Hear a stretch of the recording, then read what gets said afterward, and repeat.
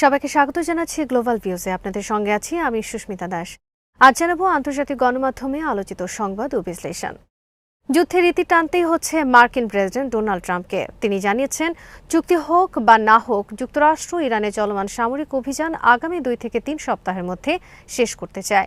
বুধবার হোয়াইট হাউসে সাংবাদিকদের সঙ্গে আলাপকালে তিনি বলেন, প্রয়োজন হলে কোনো সমঝোতা ছাড়াই ওয়াশিংটন এই যুদ্ধের রীতি টানবে। ট্রাম্পের দাবি, যুক্তরাষ্ট্র এরই মধ্যে তার প্রধান সামরিক লক্ষ্য অর্জন করেছে। তার ভাষায়, ইরানকে পারমাণবিক অস্ত্র অর্জন থেকে বিরত রাখাই ছিল এই অভিযানের উদ্দেশ্য এবং সেই লক্ষ্য পূরণ হয়েছে। তিনি বলেন, ইরানে আমাদের মিশন খুব শিগগিরই শেষ হবে। আমরা 2 থেকে 3 সপ্তাহের মধ্যে সেখান থেকে বেরিয়ে আসব। তবে বক্তব্যের বিভিন্ন পর্যায়ে ট্রাম্পের মন্তব্যে অসঙ্গতি লক্ষ্য করা গেছে। একদিকে তিনি বলেন, ইরানের শাসন ব্যবস্থা পরিবর্তনের কোনো উদ্দেশ্য তার ছিল না। অন্যদিকে দাবি করেন, দেশটির শাসনে এরই মধ্যে পরিবর্তন ঘটে গেছে। এমনকি তিনি ইরানকে প্রস্তর যুগে ফিরিয়ে নেওয়া হয়েছে বলেও মন্তব্য করেন। ইরানের সামরিক সক্ষমতা নিয়েও বড় ধরনের দাবি করেছেন ট্রাম্প। তার বক্তব্য অনুযায়ী দেশটির নৌ, স্থল ও বিমান বাহিনী কার্যত ধ্বংস হয়ে গেছে।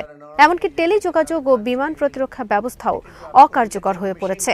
ইরানের পুনর্গঠন নিয়েও কঠোর মন্তব্য করেছেন ট্রাম্প। তিনি বলেন, যুক্তরাষ্ট্র ও ইসরায়েলের হামলায় দেশটি এতটাই ক্ষতিগ্রস্ত যে পুনর্গঠনে 15 থেকে 20 বছর সময় লাগতে পারে। আমরা তাদের অনেক পেছনে ঠেলে দিয়েছি, এমন মন্তব্য করেন তিনি।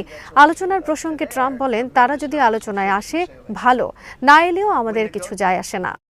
এদিকে ইরান বলেছে, মার্কিন ইহুদিবাদী শত্রুদের নতজানু না করা পর্যন্ত দেশটির সশস্ত্র বাহিনীর শক্তিশালী হামলা অব্যাহত থাকবে। ইরানের খাতামুল আম্বিয়া সামরিক ঘাঁটির কেন্দ্রীয় সদর দপ্তরের মুখপাত্র লেফটেন্যান্ট কর্নেল ইব্রাহিম জুলফাকারি বলেছেন, মার্কিন ইহুদিবাদী শত্রুদের বিরুদ্ধে ইরানের সশস্ত্র বাহিনীর সফল অভিযানের ধারাবাহিকতায় অপারেশন ট্রু প্রমিস 4 এর তরঙ্গ পরিচালিত হচ্ছে। তিনি জানান, এই অঞ্চলের 5টি মার্কিন ঘাঁটি এবং ইসরায়েলের দক্ষিণ, মধ্য ও উত্তরে অবস্থিত Haifa, Kiryat Shmona, Tel Aviv, Beersheba, Dimona, আল খারুজ, জুফির এবং ভিক্টোরিয়া সহ বিভিন্ন এলাকায় নিয়ন্ত্রণ ও কমান্ড কেন্দ্র, ড্রোন হ্যাঙ্গার, রসদ, সহায়তা, অস্ত্রাগার এবং সন্ত্রাসী সৈন্যদের, বিশেষ করে মার্কিন ইহুদিবাদী পাইলটদের গোপন আস্তানাগুলোকে ইমাদ, কিয়াম ও খোররাম শাহর ব্যালিস্টিক ক্ষেপণাস্ত্র এবং অ্যাটাক ড্রোন দিয়ে কার্যকরভাবে লক্ষ্যবস্তুতে পরিণত করা হয়েছে। এমন প্রেক্ষাপটে এক মার্কিন সিনিয়র সেনা কর্মকর্তা তার দেশের সরকারকে হুঁশিয়ারি দিয়ে বলেছেন, ইরানের স্থল হামলার কথা মুখেও আনবেন না। ইরাক ও আফগানিস্তানে মার্কিন স্থল অভিযানের কমান্ডার হিসেবে অভিজ্ঞতার অধিকারী মার্কিন সিনিয়র সেনা কর্মকর্তা ব্রিগেডিয়ার স্টিভ অ্যান্ডারসন বলেছেন, এমনকি ইরানে স্থল সেনা পাঠানোর কথা বলাটাও এক চরম বিপর্যয়ের কারণ হবে। MS নাও নামের একটি সংবাদ চ্যানেলকে দেওয়া সাক্ষাৎকারে অ্যান্ডারসন বলেন, মার্কিন প্রেসিডেন্ট ডোনাল্ড ট্রাম্প এবং তার পরামর্শদাতারা বৃহত্তম ভূ রাজনৈতিক বিপর্যয়ের মুখোমুখি করেছেন আমাদের দেশকে। তারা বাজেভাবে এই যুদ্ধ পরিচালনা করেছেন। ব্রিগেডিয়ার অ্যান্ডারসন আরও বলেন, আমরা এখনও ইরানকে ভালোভাবে চিনি না। তারা পরাজয়ের 16 কলা আমাদের জন্য বয়ে আনতে এবং আমাদের চেয়ে এগিয়ে থাকতে সব ধরনের প্রচেষ্টা চালাচ্ছে। তারা হরমুজ প্রণালী বন্ধ করে দেওয়ায় গোবেচারা হয়ে পড়া ট্রাম্প ইরানের দ্বীপগুলোতে, বিশেষ করে খার্ক দ্বীপে স্থল হামলার পায়তারা করছেন, যাতে হরমুজ প্রণালী দিয়ে দর কষাকষির গুরুত্বপূর্ণ হাতিয়ার অর্জন করা যায়। অথচ বিশেষজ্ঞদের মতে এমন একটি ভুল ট্রাম্পের জন্য কাজ আরও কঠিন করে তুলবে এবং হাজার হাজার মার্কিনের জীবন বিপদাপন্ন হবে। ইরানের ইসলামী বিপ্লবী গার্ড বাহিনী বা IRGC এবং ইরানের সমন্বিত আকাশ প্রতিরক্ষা দপ্তর থেকে মঙ্গলবার রাতে এক বিশেষ বিবৃতিতে জানানো হয়েছে, মার্কিন ও ইসরায়েলি জোটের বিরুদ্ধে তারা এক বিশাল ও বিধ্বংসী সামরিক অভিযান পরিচালনা করেছেন। ইয়া ফাতিমা আল জাহরা কোর্ট নামে পরিচালিত একটি অপারেশন ছিল অপারেশন ট্রু প্রমিস 4 এর 88তম পর্যায়। এই অভিযানে ইস্পাহানের আকাশ প্রতিরক্ষা ব্যবস্থার মাধ্যমে একটি মার্কিন ইসরায়েলি MQ-9 ড্রোন সফলভাবে ধ্বংস করা হয়েছে। এর ফলে ইরানের আকাশ প্রতিরক্ষা ব্যবস্থার মাধ্যমে ধ্বংস হওয়া মোট ড্রোনের সংখ্যা 147-এ পৌঁছেছে। এছাড়া বন্দর আব্বাস ও মিনাব অঞ্চলে IRGCর নতুন প্রতিরক্ষা ব্যবস্থায় আরও 2টি লুকাস ড্রোন ধ্বংস করা হয়। অভিযানে পারস্য উপসাগরের কেন্দ্রে হালফং এক্সপ্রেস নামের একটি ইসরায়েলি কন্টেইনার জাহাজে ব্যালিস্টিক মিসাইল দিয়ে সরাসরি আঘাত করা হয়। সংযুক্ত আরব আমিরাতের উপকূলে সামরিক ঘাঁটির বাইরে আত্মগোপন করে থাকা মার্কিন মেরিন সেনাদের একটি গোপন আস্তানায় ড্রোন দিয়ে নির্ভুল হামলা চালায় IRGC। অভিযানের ৮৮তম ধাপে বাহরাইনের মানামা বিমানবন্দরের আশেপাশে মোতায়েন মার্কিন পঞ্চম নৌবহরের হাউক অ্যান্টি ড্রোন সিস্টেম ধ্বংস করা হয়েছে। পাশাপাশি কুয়েতের জাবের আল আহমাদ ঘাঁটিতে থাকা দুটি উন্নত আগাম সতর্কীকরণ রাডার ড্রোন হামলায় অকেজো হয়ে পড়েছে।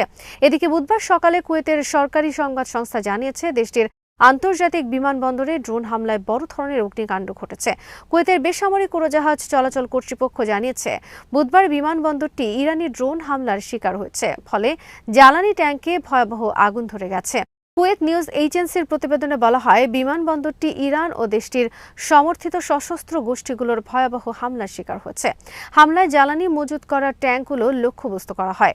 এর ফলে সেখানে বিশাল অগ্নিকাণ্ডের সূত্রপাত হয়। শেষ খবর পাওয়া পর্যন্ত সেখানে দাউ দাউ করে আগুন জ্বলছিল। আইআরজিসির পাশাপাশি ইরানের সেনাবাহিনী ও ইসরায়েলি সামরিক বাহিনীর সঙ্গে যুক্ত গুরুত্বপূর্ণ কৌশলগত যোগাযোগ ও শিল্প কেন্দ্রগুলোতে ব্যাপক ড্রোন হামলা চালিয়েছে। একই সঙ্গে ইরানের দক্ষিণ উপকূলে একটি মার্কিন ইসরায়েলি গোয়েন্দা ড্রোন ভূপাতিত করেছে। সেনাবাহিনী বলেছে, তারা ইরানের কুয়েশম অঞ্চলে আকাশ প্রতিরক্ষা ব্যবস্থার মাধ্যমে একটি মার্কিন ইসরায়েলি লুকাস স্পাই ড্রোন সফলভাবে শনাক্ত ও ধ্বংস করেছেন। ইসরায়েলি সেনাবাহিনীর ব্যবহৃত গুরুত্বপূর্ণ শিল্প ও টেলিযোগাযোগ প্রতিষ্ঠান সিমেন্স টেলিকম এবং AT&Tর কেন্দ্রগুলোকে লক্ষ্য করে এক ঝাঁক ড্রোন হামলা চালান তারা। বেন গুরিয়ন বিমানবন্দরের কাছে অবস্থিত siemens industrial software centre Israeli সামরিক বাহিনীর জন্য কৃত্রিম বুদ্ধিমত্তা এবং ইন্ডাস্ট্রিয়াল অটোমেশন নিয়ে কাজ করে। এটি মূলত অস্ত্র উৎপাদন লাইন এবং সামরিক ব্যবস্থার ডিজাইনে ব্যবহৃত হয়। হাইফাতে অবস্থিত মার্কিন গবেষণা ও উন্নয়ন কেন্দ্র AT&T টেলিকমিউনিকেশন সেন্টার ইসরায়েলি বাহিনীর জন্য উন্নত নেটওয়ার্কিং, ক্লাউড কম্পিউটিং এবং AI প্রযুক্তি সরবরাহ করে। সেনাবাহিনীর পক্ষ থেকে জানানো হয়েছে, ইসরায়েলি সামরিক সক্ষমতাকে পঙ্গু করে দিতেই এই কৌশলগত কেন্দ্রগুলোকে লক্ষ্যবস্তু করা হয়। এদিকে নতুন একটি ভিডিও প্রকাশ করেছে সেনাবাহিনী। ভিডিওতে দেখা গেছে, সম্ভাব্য স্থল হামলা মোকাবেলায় দেশটির কমান্ডোদের একটি বিশেষ ইউনিট যুদ্ধের জোর প্রস্তুতি নিচ্ছে। প্রেস টিভি প্রচারিত ভিডিওতে ইরানি সেনাবাহিনীর বিশেষ বাহিনীকে মার্কিন সেনাদের সঙ্গে সরাসরি লড়াইয়ের মহড়া দিতে দেখা গেছে। ভিডিওর শুরুতে ইংরেজি এবং হিব্রু ভাষায় কাম ক্লোজ বাক্যটি ব্যবহার করা হয়েছে।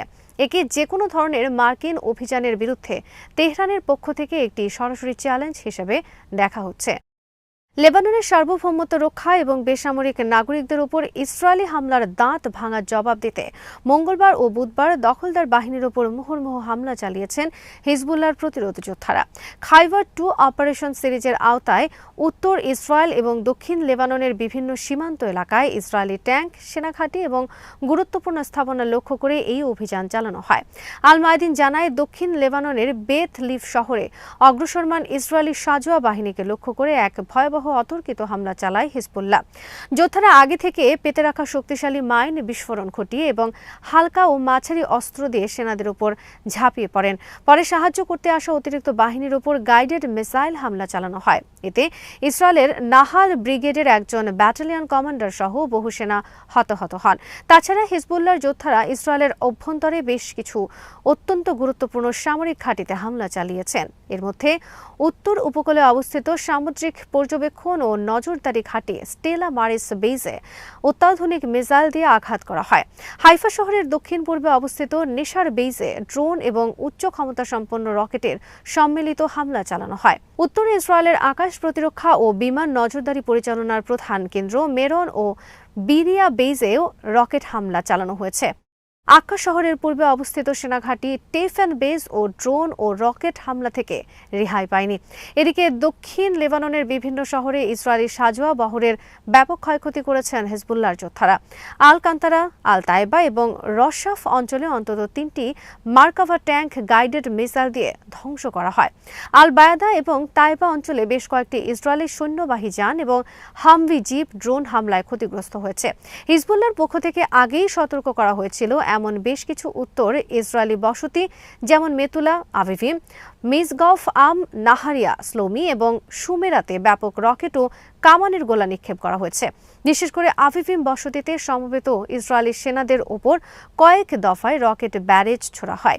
হিজবুল্লাহর বিবৃতিতে বলা হয়েছে, লেবাননের জনগণ এবং তাদের ঘরবাড়ি রক্ষার স্বার্থে এই অভিযান অব্যাহত থাকবে। এদিকে ইরাক সহ মধ্যপ্রাচ্যের বিভিন্ন অঞ্চলে থাকা মার্কিন সামরিক ঘাঁটিগুলোতে গত একদিনে 23টি হামলা চালানোর কথা জানিয়েছে ইরাকি প্রতিরোধ জোট Islamic resistance in Iraq.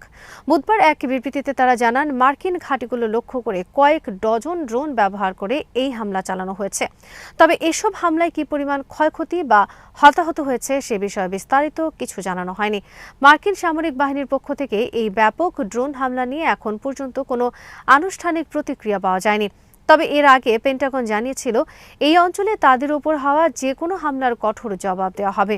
Press TV জানায়, মঙ্গলবার কুয়েত ও ইরাকের কুর্দিস্তান অঞ্চলে অবস্থিত দুটি গুরুত্বপূর্ণ মার্কিন সামরিক ঘাঁটিতে বড় ধরনের ড্রোন হামলা চালিয়েছেন ইরাকের ইসলামী প্রতিরোধ যোদ্ধারা।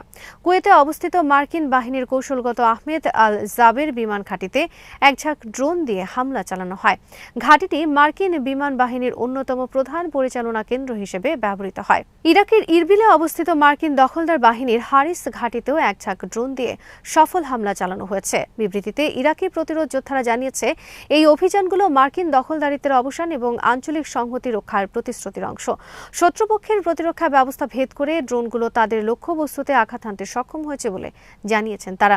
এদিকে ইরানের বিরুদ্ধে হামলার উদ্দেশ্যে কুয়েতের মাটি ব্যবহার করার বিষয়ে যুক্তরাষ্ট্রকে কঠোর হুঁশিয়ারি দিয়েছে ইরাকের প্রতিরোধ সংগঠনগুলো। মঙ্গলবার এক বিবৃতিতে জানানো হয়েছে, এ ধরনের কর্মকাণ্ড চললে পুরো অঞ্চলের বিদ্যমান সীমান্ত ব্যবস্থার কোনো তোয়াক্কা করা হবে না। ইরাকের প্রতিরোধ জোটের অন্যতম সদস্য কাতাইব সাইয়েদ আল সুহাদা এক বিবৃতিতে জানায়, যদি কুয়েতের ভূমি ব্যবহার করে ইরানের উপর হামলা চালানো হয় অথবা সিরিয়ার মাটি ব্যবহার করে লেবাননের হিজবুল্লাহকে লক্ষ্যবস্তু করা হয়, তবে তাকে সীমান্তের লঙ্ঘন বলে গণ্য করা হবে। তারা স্পষ্ট করেন, এমনটা ঘটলে ইরাকি প্রতিরোধ যোদ্ধারাও পাল্টা ব্যবস্থা হিসেবে আঞ্চলিক সীমানা অতিক্রম করবে। তাদের ভাষায়, চোখের বদলে চোখ এবং দাঁতের বদলে দাঁত নেওয়া হবে। আজ এখানেই শেষ করছি। সবাই ভালো থাকুন, সুস্থ থাকুন আর দেখতে থাকুন বিটিভিউজ। চ্যানেলটি ভালো লাগলে সাবস্ক্রাইব করুন। সংযুক্ত থাকুন আমাদের ফেসবুক পেজে।